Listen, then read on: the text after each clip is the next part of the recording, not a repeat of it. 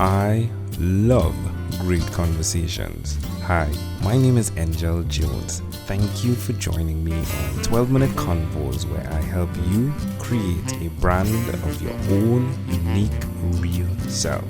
Listen in as I have conversations with amazing people from all over the world. Good morning, Janet Carlson. How are you going on this wonderful, beautiful morning? I couldn't be better. Thank you. How about yourself? I'm excellent. Hey, it's a great pleasure to be here. Thank you for connecting. Please tell us what part of the world are you in right now? In Connecticut. Oh, sweet. Oh, sweet. In And the which? northwest corner of Connecticut, actually. Okay, is it getting cold right now? It is. It's Oh, getting cold. I'm a little bit sad about it, I have to say. It's 48 degrees right now. oh. But it's spectacular skies and the trees are changing, so you can't really complain about that, right? Yeah. And then you know someone in the Caribbean who can always send an email of Caribbean sunshine. Oh, excellent. I'll look forward to that. There we go. Well, Janet, I won't take you up on that. Janet, please do tell me which of your talents is responsible for us meeting. I do think it's networking. I spend a lot of time networking. I have a lot of people reach out to me on a regular basis, and I really try to focus on giving when I can. Yeah. I try, if I ask somebody something, I always do ask if there's something I can do for them. So I'm a big believer in paying forward because I do believe in karma. I think it comes back around and helps you or hurts you. Well, you definitely did that by jumping on this conversation for this podcast and this huge goal that I'm on, right? And I do appreciate that. I'd like to know, who did you learn that from? That skill of giving back. I think my family, I think my friends, I think part of it is just it feels good. I think when you do good things for other people, I think it does come back around. And I saw a lot of evidence of that in my life with friends and family. When they would do something when there was no obvious benefit to them, but they took pleasure in doing that to be helpful and to be kind. That's intriguing, which brings us to two aspects of what you do. Well, not two aspects, two questions I have. You have the 111 group, but I'd like to Yes. know, before you unpack what you do there, where did the name come up from? 111 has actually played a role in my life. When we were looking to name the company 22 years ago, we actually had 75 names on the board. So we brainstormed the names, and then I had a dream about the number 111. I couldn't tell you the dream. But then I did a little research, and I discovered that there were at least 6 incidences of the number popping up in my life back to kindergarten. So I thought, well, there's got to be something to that. And I researched it, and it actually is the number associated with angels. Well, I don't know if I entirely buy that, but, if angels will help you, why not? Wow. Well, I'm the Right? 1 plus 11, right? I'm the 12, right?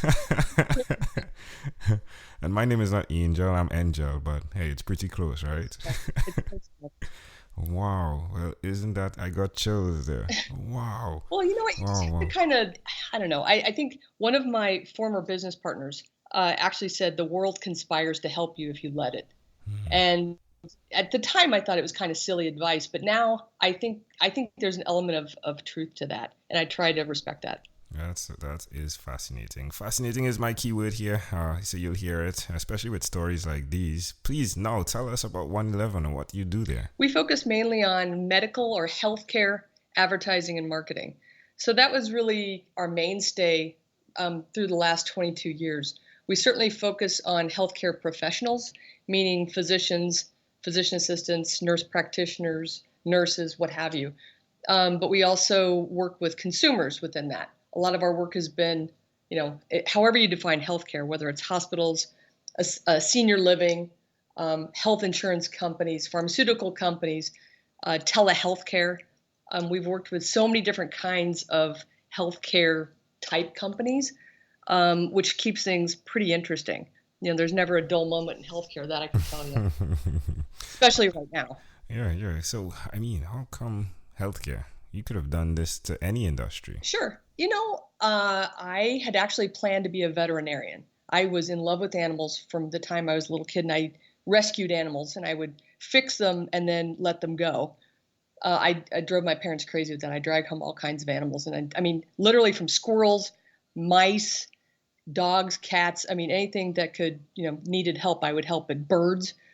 And then I had planned to go to medical school, and I decided to take a break before I went off to med school. And I realized none of the doctors I was talking to were happy. Wow. So I thought I was 300 some odd doctors I'd talked to.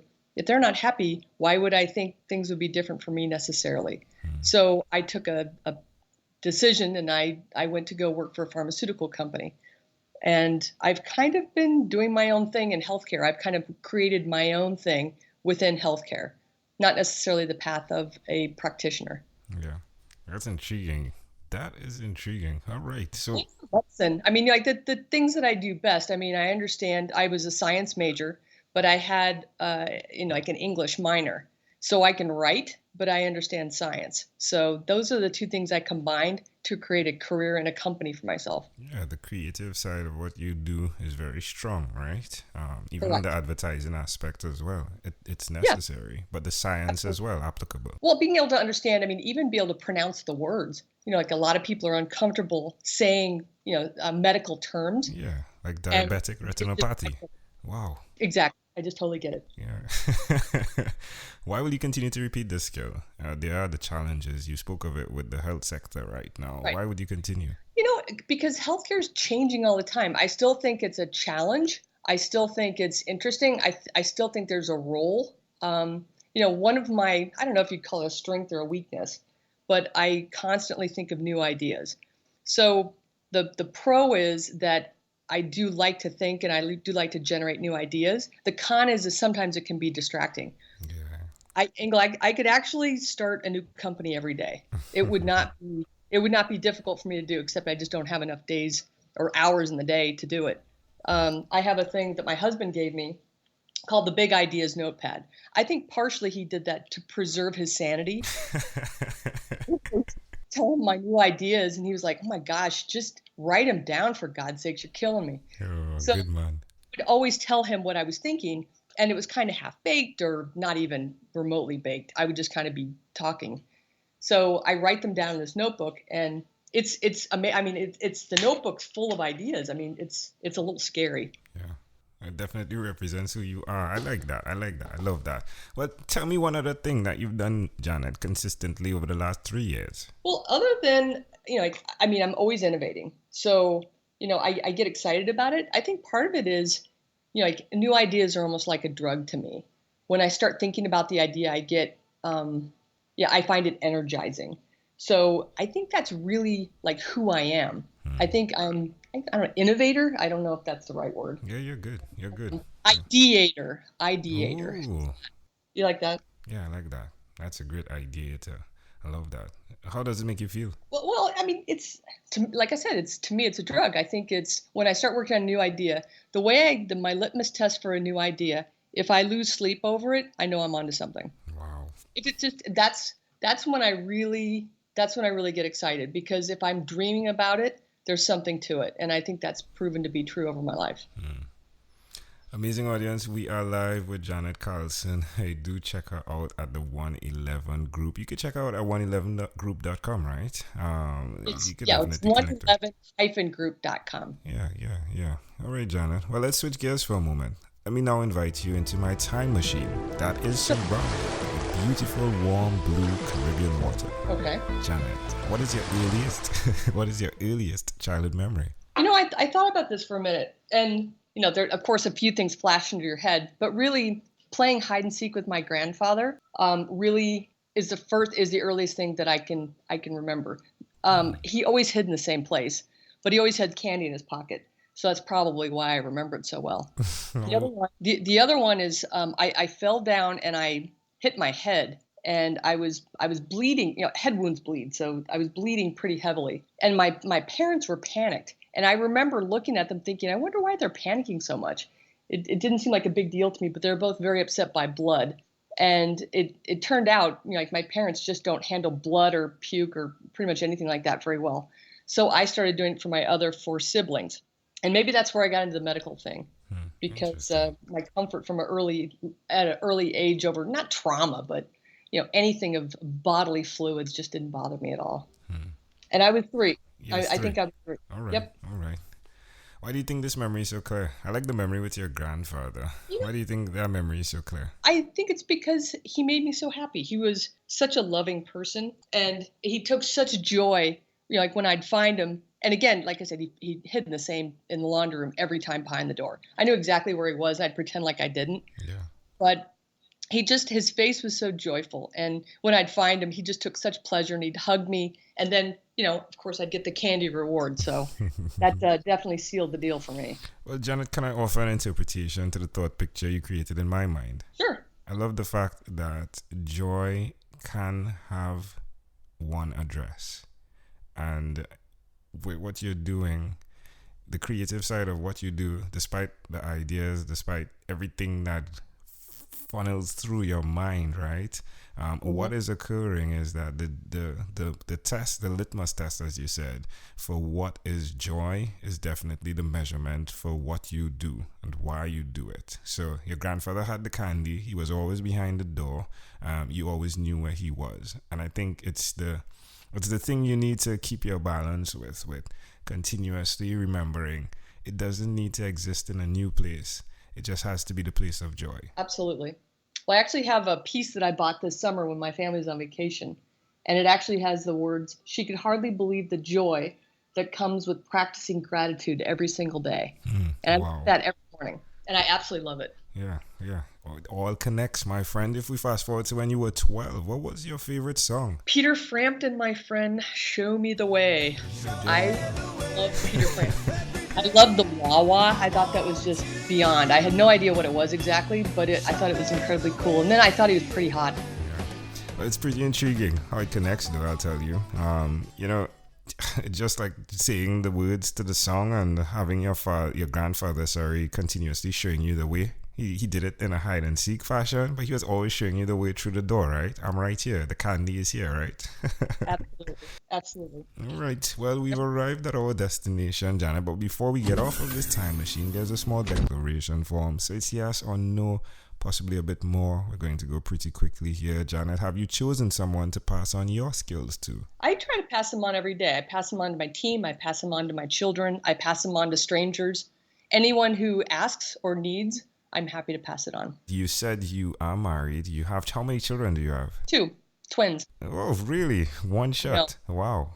One shot. Best gig in town. Boy there we go. 12. Wow, boy and a girl too. They're 12. Well, we love 12 here, right? Do you believe in God? I believe in a higher power. I'm not sure exactly what I believe, but I do believe there's something larger than myself, and I practice gratitude towards that power. Do you have an inner circle of friends? I do. Do you watch TV for more than 3 hours a day? God, no. No, absolutely not. What about 3 hours a week? Yeah, probably 3 hours a week. 1 hour as a kid. So I just don't care for TV that much. I'll watch one show and turn it off. Yeah, me too. What about screen time, the phone and or the computer? Is it more than 8 or less than 8 hours a day? Well, I work with a computer, so I usually have a computer around. But when I get home, I really limit screen time. All right. Hey, Janet, after 1,001 conversations in 2016, I came up with a workbook. The name of it is Yours. It stands for Your Own Unique Real Self. And as you dig deeper, you discover your own unique real statement. If you had to share with us your own unique real statement, something that represents Janet Carlson, your mission, if you would, what would you say that is? My mission is to help our clients and help my family find their true north, what their purpose is. So that's what I focus on. Love it. Janet Carlson, hey, this was a great pleasure. Before you leave, is there anything else you'd like to share with our amazing audience? I just hope more people take time to do this, because I think it's a good thing to share thoughts in a way like this, because it's just, it offers you an opportunity to kind of dig into yourself a little bit and kind of expose yourself a little bit. It's not uncomfortable particularly. It's actually pretty fun. I actually had a really fun time.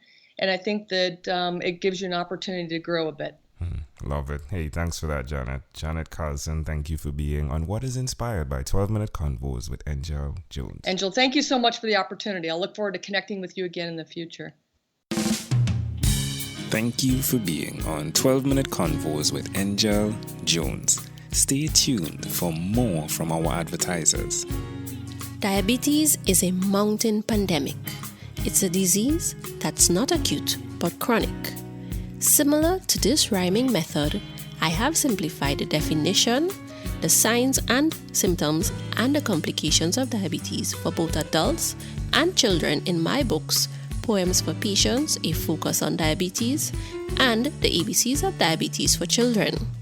These books are available on Amazon.com, and for more information, you can visit my website, poemsbyaj.com. That's poemsbyaj.com.